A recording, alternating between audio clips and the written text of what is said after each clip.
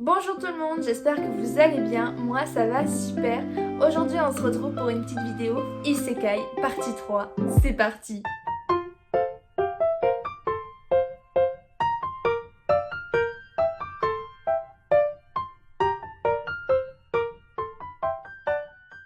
Donc comme vous savez, je suppose ceux qui me regardent tout le temps mes vidéos et qui me suivent, donc n'hésitez pas à vous abonner si c'est pas déjà fait, si mon contenu vous plaît, parce que franchement, je surkiffe, mais surkiffe les Isekai.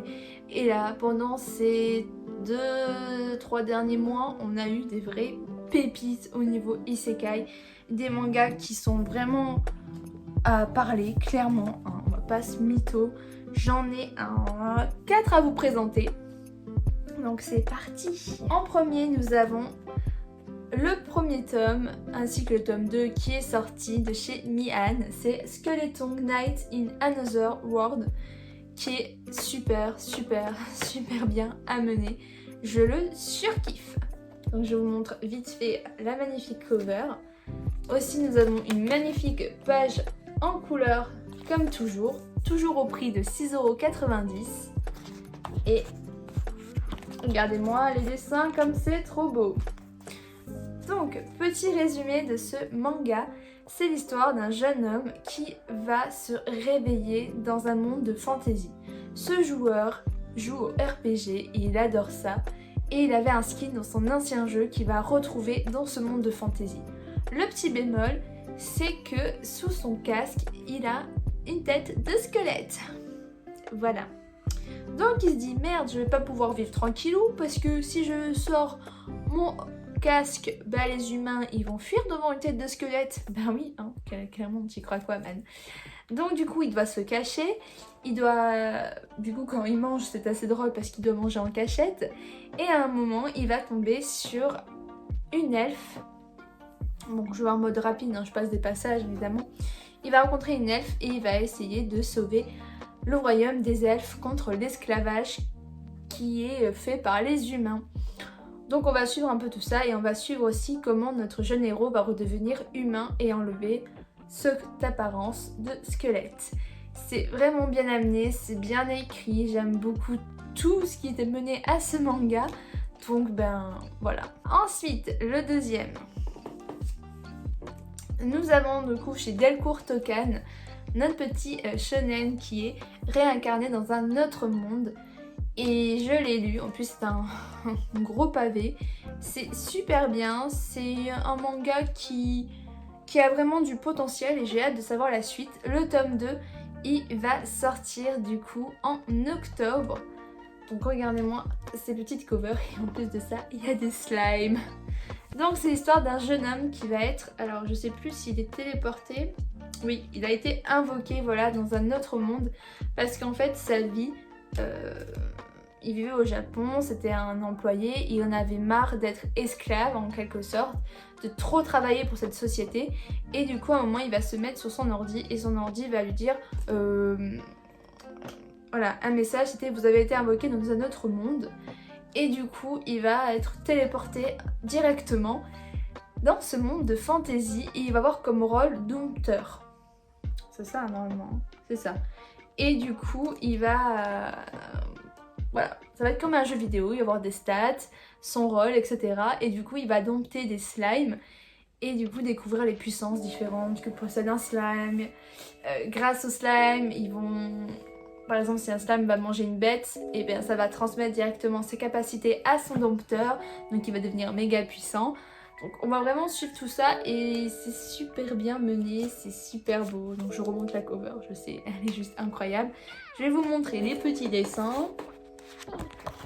Hop, chaque. Moi j'aime beaucoup et j'ai hâte d'avoir le tome 2. En suivant, nous avons, toujours chez Delcourt Tokan, je sais pas, ils ont eu une folle envie ces derniers mois de sortir beaucoup d'isekai. C'est Légende vivante, donc du coup le tome 1. Le tome 2 sortira en octobre aussi. Toujours un gros pavé, hein, au moins ils sont généreux parce que le prix c'est 7,99 € je crois. Je crois que c'est ça. Donc autant être généreux. Celui-ci, donc, c'est pas vraiment un isekai, mais vous explique pourquoi. C'est l'histoire d'un jeune magicien qui va se battre contre le roi démon et ses sbires, et il est accompagné du coup d'un épéiste et d'un cheveu...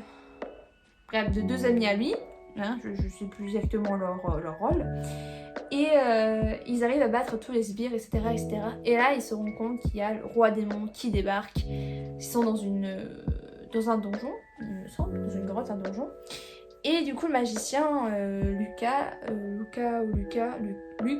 ok, j'y arrive, hein, commence à dire, partez, vous avez une famille, vous avez des gens qui vous attendent, moi j'ai personne à part vous deux, donc ben, allez-y, je les retiens.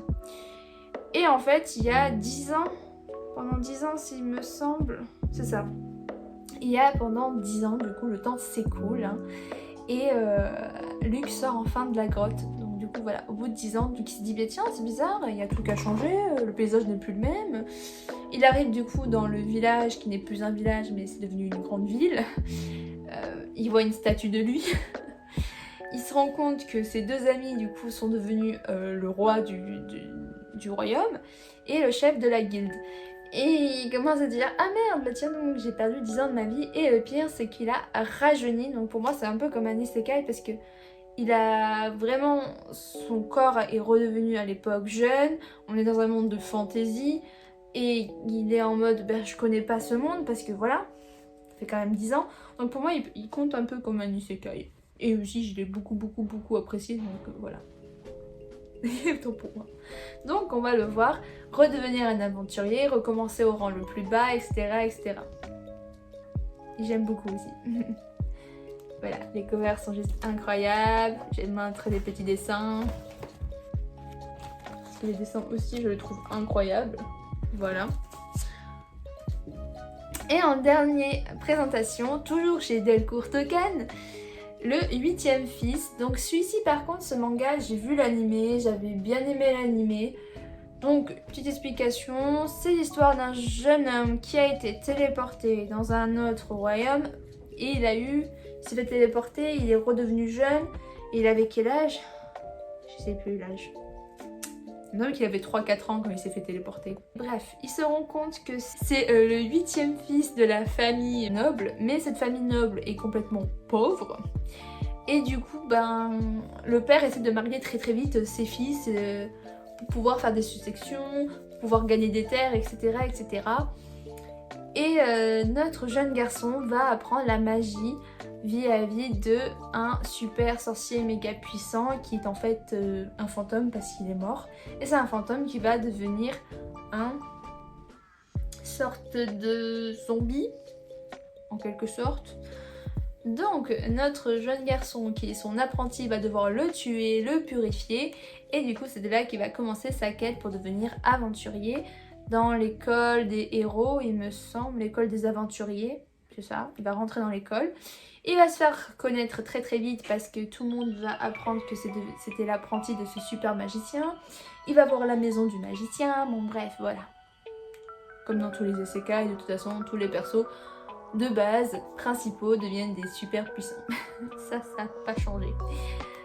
Sinon, les covers sont incroyables. La cover de derrière est juste magnifique. Je vous montre un petit peu des petites planches qui sont très jolies. Voilà. Donc là, dans ce tome, on suit un petit peu comment il va devenir un héros, les quêtes qu'il va avoir, former son équipe, etc. etc. Le tome 2 sort en septembre, mais quand en septembre, ça je ne sais plus.